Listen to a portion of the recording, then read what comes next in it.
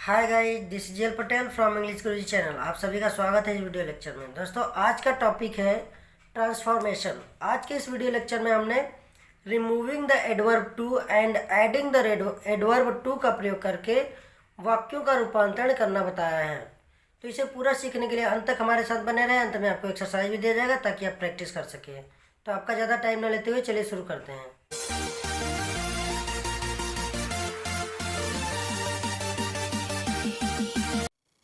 Transformation of sentences. Transformation क्या होता है? To change the grammatical form of a sentence into another form without changing in its sense. यानी कि भाव को बदले बिना एक वाक्य के व्याकरण रूप को दूसरे रूप में बदलना ट्रांसफॉर्मेशन कहलाता है। फॉर एग्जाम्पल, सेंटेंस है सी इज ब्यूटीफुल। इसका ट्रांसफॉर्मेशन होगा she is not ugly. Next sentence है he is too old to run. इसका ट्रांसफॉर्मेशन होगा he is so old that he can not run. इन दोनों वाक्यों में अर्थ या भाव को बिना बदले केवल इसके व्याकरण रूप को बदला गया है। अब हम सीखेंगे डिफरेंट मेथड्स ऑफ ट्रांसफॉर्मेशन, यानी कि रूपांतरण की विभिन्न विधियाँ। ट्रांसफॉर्मेशन की प्रमुख 11 विधियाँ हैं। फर्स्ट है sentence containing the adverb too, यानी कि क्रिया विशेषण टू वाले वाक्य। सेकेंड है interchange of assertive and interrogative sentence, साधारण तथा प्रश्नवाचक वाक्यों का आपस में रूपांतरण।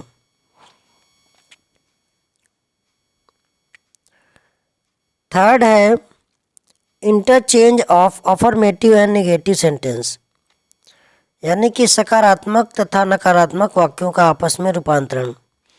फोर्थ है interchange of degree of comparison, तुलनात्मक वाक्यों का आपस में रूपांतरण। फिफ्थ है interchange of exclamatory sentence and assertive sentence, विस्मय सूचक तथा साधारण वाक्यों का आपस में रूपांतरण।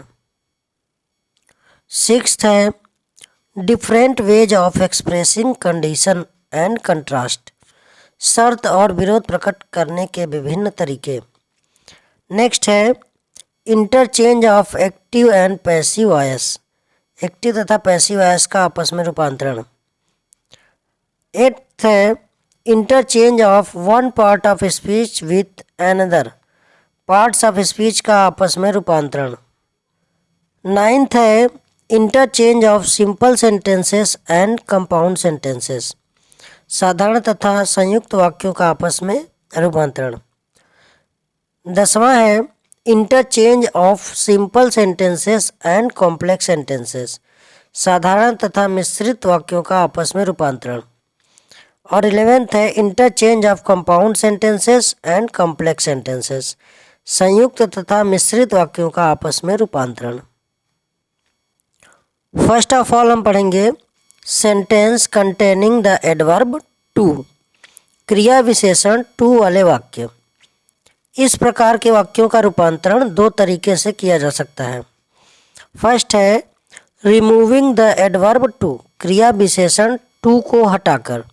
सेकेंड है एडिंग द एडवर्ब टू, क्रिया विशेषण टू को जोड़कर। फर्स्ट ऑफ ऑल हम पढ़ेंगे रिमूविंग द एडवर्ब टू, क्रिया विशेषण टू को हटाकर। जिन वाक्यों में टू का प्रयोग होता है ऐसे वाक्यों को दो भागों में बांटा जा सकता है। फर्स्ट है टू के बाद एडजेक्टिव और एडजेक्टिव के बाद इन्फिनेटिव टू का प्रयोग होना। तो सबसे पहले इसका स्ट्रक्चर क्या होगा? T plus adjective plus infinitive to plus verb. Example है he was too weak to walk. दूसरा है टू के बाद केवल एडजेक्टिव का प्रयोग होना, जैसे the tea is too hot. यहाँ पे टू के बाद केवल एडजेक्टिव का प्रयोग हुआ है, TO2 का प्रयोग नहीं हुआ है। तो पहले का नियम है यदि टू के बाद एडजेक्टिव और एडजेक्टिव के बाद इन्फिनेटिव टू का प्रयोग हो तो उसका ट्रांसफॉर्मेशन प्रायः कॉम्प्लेक्स सेंटेंस में होगा। एग्जाम्पल देखिए, सेंटेंस है he is too weak to work. इसका ट्रांसफॉर्मेशन बनेगा he is so weak that he can not work. वह इतना कमज़ोर है कि वह कार्य नहीं कर सकता। तो हमने बताया था सबसे पहले टू को रिमूव करना है सो से, उसके बाद डैट का प्रयोग करना है, फिर उसके बाद उसके सब्जेक्ट ही का प्रयोग करना है, फिर कैन नॉट का प्रयोग करना है। नेक्स्ट एग्जांपल है the baby was too small to reach to the sweet. इसका होगा the baby was, T double O को हम रिप्लेस करेंगे सो से, फिर सो स्मॉल हो जाएगा, फिर डैट का प्रयोग करेंगे, फिर वॉज है यानी पास्ट टेंस में है तो कुड नॉट का प्रयोग करेंगे। He could not reach to the sweet, मतलब बच्चा इतना छोटा था कि वह मीठे के पास नहीं पहुंच सकता था। नोट देखिए, यदि दिया हुआ वाक्य पैसिव वॉइस में हो तो ट्रांसफॉर्मेशन भी पैसिव वॉइस में होगा। जैसे the car is too costly to be purchased, तो इसका हो जाएगा the car is so costly that it can not be purchased. यहाँ पे to be purchased passive voice में था तो इसलिए it can not be purchased भी पैसिव वॉइस में ही बना है।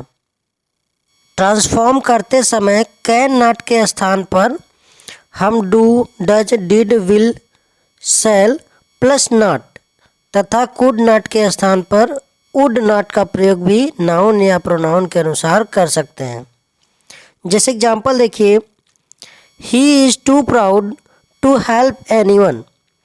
यहाँ पे हम डज नॉट या विल नॉट का प्रयोग करेंगे तो हो जाएगा he is so proud that he does not help anyone, या इसको विल नॉट से भी बनाया जा सकता है he is so proud that he will not help anyone. यहाँ पर डज नॉट का प्रयोग इसलिए हुआ कि प्रायः वह हेल्प कर सकता था, लेकिन यहाँ पे अपने प्राउड के कारण वह हेल्प नहीं कर रहा है, इसलिए विल नॉट या डज नॉट का प्रयोग किया गया है। नेक्स्ट एग्जांपल है she is too proud to listen anyone.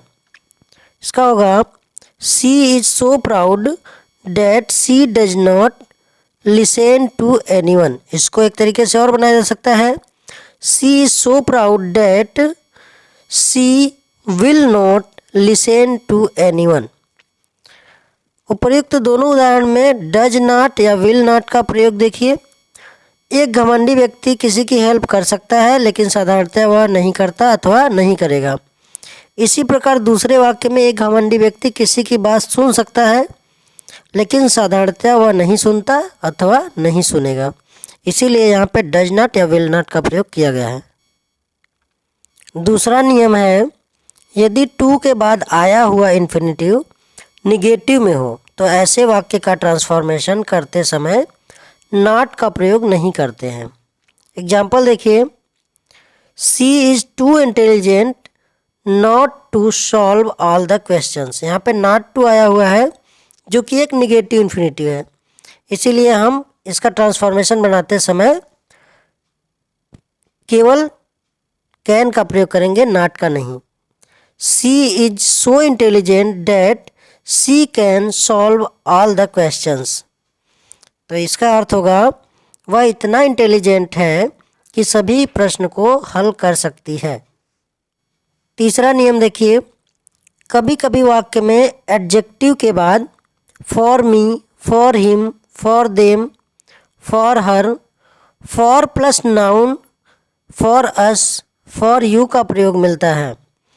तो उसको ट्रांसफॉर्म करते समय डैट के बाद फॉर मी को आई, फॉर हिम को ही, फॉर देम को दे, फॉर हर को सी, फॉर प्लस नाउन को नाउन, फॉर अस को वी, फॉर यू को यू में बदल देते हैं। एग्जाम्पल देखिए, this tree is too high for him to climb. इसका बनेगा this tree is so high that he can not climb. यहाँ फॉर हिम था तो फॉर हिम को हमने चेंज कर लिया, डैट के बाद केवल ही लगा के।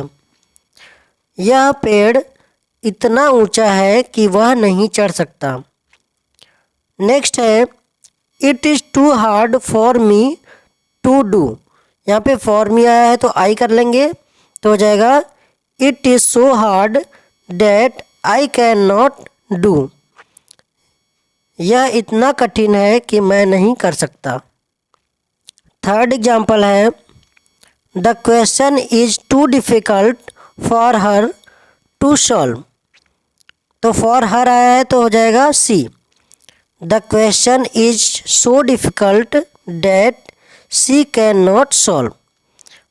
प्रश्न इतना कठिन था है कि वह सॉल्व नहीं कर सकती। नेक्स्ट है, her sorrow was too deep for tears. तो यहाँ पे फॉर प्लस नाउन आया है तो केवल नाउन कर लेंगे तो हो जाएगा हर sorrow was so deep that C could not express in tears. उसका दुख इतना गहरा है कि वह उसे आंसुओं में व्यक्त नहीं कर सकती। अभी तक हम पढ़े हैं टू के बाद एडजेक्टिव और एडजेक्टिव के बाद इन्फिनेटिव टू का प्रयोग जिस वाक्य में होता था उसका ट्रांसफॉर्मेशन कैसे होता है। अब हम पढ़ेंगे टू के बाद केवल एडजेक्टिव का प्रयोग होता है तब किस प्रकार ट्रांसफॉर्मेशन करते हैं। नियम देखिए, यदि टू के बाद एडजेक्टिव का प्रयोग हो लेकिन वाक्य में इन्फिनेटिव टू का प्रयोग न हो तो टू के स्थान पर एक्सट्रीमली या ओवर का प्रयोग करते हैं, या टू को हटाकर phrase beyond the proper limit का प्रयोग करते हैं। एग्जाम्पल देखिए, the weather is too cold. तो यहाँ पे TOO आया है और उसके बाद कोई इन्फिनेटिव नहीं आया है तो इसका बनेगा the weather is extremely cold. हम टू को किससे रिमूव करेंगे, एक्सट्रीमली से या ओवर से। The weather is over cold भी बना जा सकता था, या फिर हम इसको बना सकते हैं the weather is cold beyond the proper limit. जैसा कि मैंने बताया था एक फ्रेज का प्रयोग करते हैं बियॉन्ड द प्रॉपर लिमिट। इसको और भी तरीके से बनाया जा सकता है, the weather is colder than it should be. Next example है, his brother is too fat.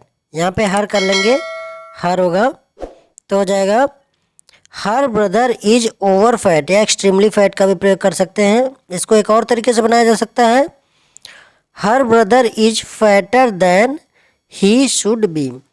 उसका भाई जितना होना चाहिए उससे मोटा है। नेक्स्ट एग्जाम्पल है, the class was too noisy. तो हो जाएगा the class was more noisy than it should have been, या the class was extremely noisy. Class पूर्णतः शोरगुल सहित था। दोस्तों अभी तक हमने पढ़ा रिमूव टू। अब हम पढ़ेंगे एडिंग द एडवर्ब टू, यानी कि क्रिया विशेषण टू को जोड़कर। एग्जाम्पल देखिए, सेंटेंस है, Ravi is so poor that he can not buy a mobile. यहाँ पे सो पुअर है तो हमको ऐड करना है TOO और इन्फिनेटिव टू, तो हो जाएगा Ravi is too poor to buy a mobile. Ravi इतना गरीब है कि एक मोबाइल नहीं खरीद सकता। नेक्स्ट एग्जाम्पल है, Sheela was so intelligent that she could solve all the problems. तो इसका हो जाएगा Sheela was too intelligent not to solve all the problems. Sheela इतनी इंटेलिजेंट, इतनी बुद्धिमान थी कि सभी प्रॉब्लम्स हल कर सकती थी।